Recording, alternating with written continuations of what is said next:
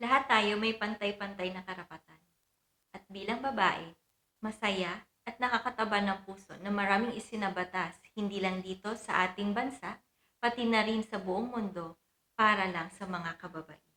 Thankful ako sa kanila kasi naisulong nila yon at napakinggan sila ng gobyerno, gano'n.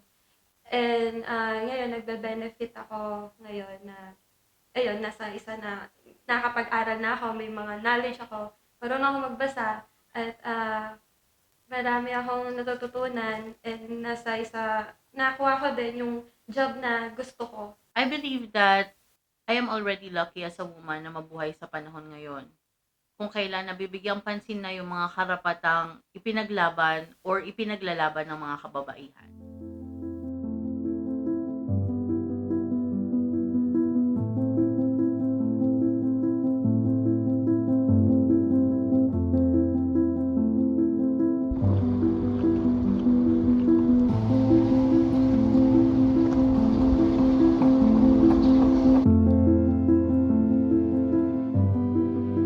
Ako si Christine. You can call me Nick.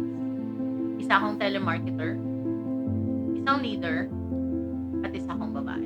Ako si Erica, isa akong website developer.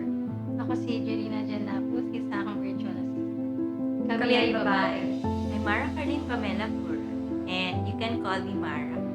I'm a registered nurse here in the Philippines and in the US, and entrepreneur, and a fan girl. Plus, isa akong babae.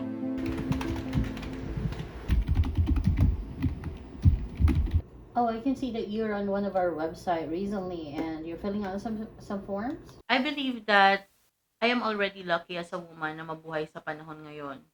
Kung kailan nabibigyang pansin na yung mga karapatang ipinaglaban or ipinaglalaban ng mga kababaihan. For more than a decade of working in different industries, thankfully, I never felt na naging disadvantage na isa akong babae.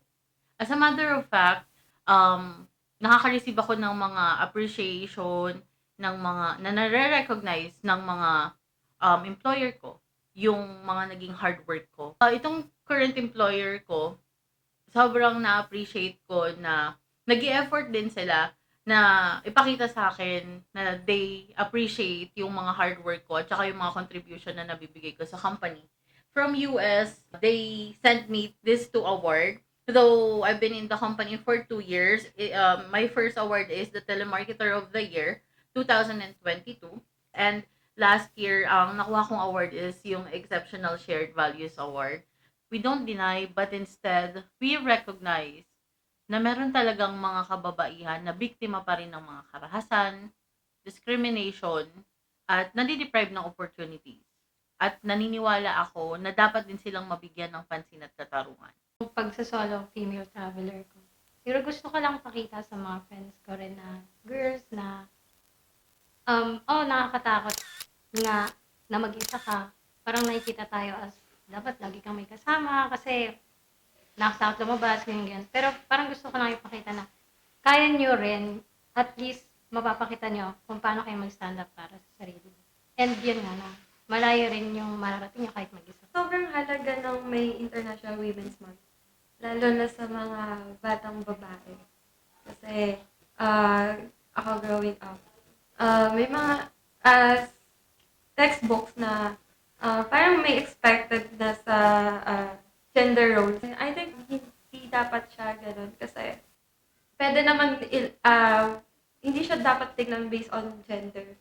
Sa akin siguro, moral boost siya para sa mga babae ngayon, and then appreciation para sa mga babae in the past na lumaban para magkaroon tayo ng mga rights, mga women rights, kung ano man yung nabe-benefit namin ngayon. Mahalagang ipinagdiriwang ang International Women's Month dahil dito natututukan ang mga tagumpay at kontribusyon ng mga kababaihan sa lahat ng aspeto ng lipunan, kabilang na ang sa politika, ekonomiya, kultura, sining, agham at iba pa. Naibabahagi din sa mga ganitong pagkakataon ang mga pwedeng makuhang inspirasyon at determinasyon para lalong makapagpataas ng pagpapahalaga sa mga kababaihan. Gayon din, mas nabibigyang atensyon ang iba't ibang issue na kinakaharap ng mga kababaihan tulad ng reproductive health, equality sa trabaho, karahasan laban sa kababaihan, at iba pa.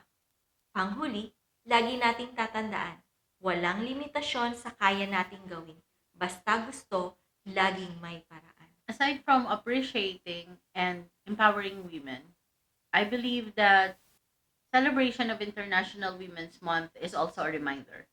Pinapaalala sa atin na sa panahon ngayon ay kinikilala na ang karapatan at kalayaan ng mga kababaihan. So let's take this opportunity to exercise our rights and prove our strength.